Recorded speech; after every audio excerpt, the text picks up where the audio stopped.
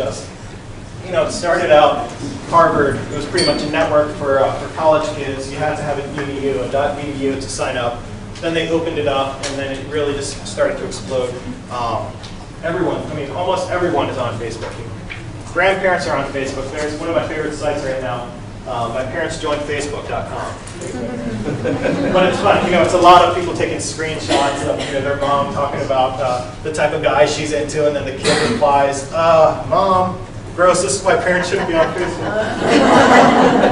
So, the idea, it's a funny site, but it kind of tells you it's not, what started out as something that was just at Harvard, and then it kind of moved to all these other, I remember I couldn't, before they opened it up, I couldn't sign up for Facebook. That aged me. I felt a lot. It was like, I want to be involved. You're not letting me be involved. But Facebook is a beast.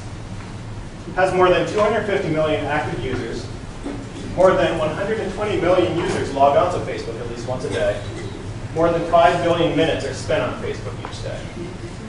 People love to go. I go to Facebook. It's easy to kind of get.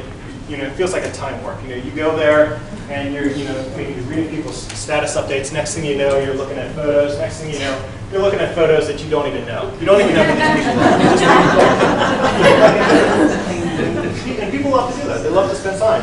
And that's like you're looking at photos, and you don't know anybody. That's time when you need to get off Facebook and maybe get reactivated a little bit.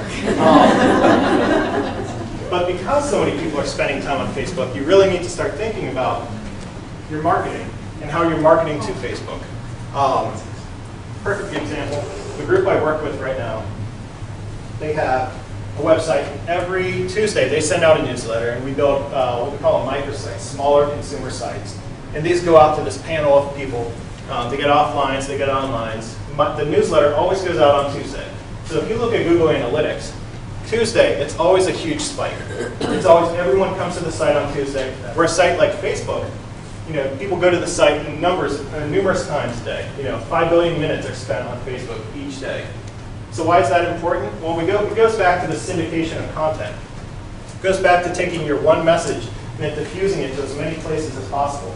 If one of your consumers is spending a couple of hours on Facebook, it's probably going to be a good idea to get some of your message on Facebook. Get that in front of them. That's where your target market audience could be. A couple ways to use Facebook. Facebook is a great place to learn about your competition, about the industry in general. If you get on Facebook and you join a group, and maybe you're a photographer and you join a group of people talking about photography or talking about weddings or whatever. There's a lot of conversation. People are passionate about stuff like that. Another thing, you could use Facebook as a way to, let's say, I was talking about building a site that takes all your taxes earlier. That job. It was really boring. We're going to talk about taxes some more. So let's say if you're an accountant, and you're really trying to drum up business, but it's hard because really no one wants to, there may be accountants, I'm not going to say. But let's say let's just imagine they created a Facebook page. So you would think that, I don't really know what I would put on an account. Why would I be marketing to Facebook? Well, maybe you got more personal. Maybe you made a personal connection with your consumers. Maybe you said, you know what? April 15th is coming up. You guys might have a refund. I have a question. What would you guys spend it on? And then maybe you ask those people to maybe take a picture of something. Maybe just go out. Next time you're out. Next time you're at Best Buy. You see that TV. Take a picture of it. Upload it to Facebook. Tag me with it. And then maybe you could get enough people getting on, tagging you with like all of these items that that they're interested in buying once they get their tax refund. Maybe you have, maybe you're a T-shirt maker. Maybe something like Threadless. Maybe you say, you know what? Take a picture, upload it to Facebook, tag it. We want you to be a part of this this Facebook community. Another thing to think about. Really think about why would your consumers want to join Facebook? Why would they want to be your fans? Why would they want to join your page? Give them a reason. So let's say, if a consumer can get all of your information, if they can get all your tweets and all your blog posts and everything else that you push out, And what would be beneficial if you're still pushing it out, if it eventually all gets to Facebook, it'd be duplicate content.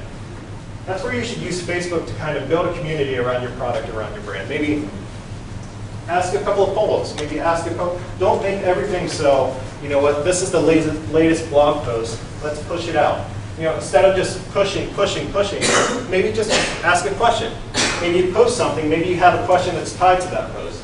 Get some conversation going about your brand. Get some conversation about your product. Because what happens, if somebody comments about it, it's going to show up in their feed. It's going to show up in their front.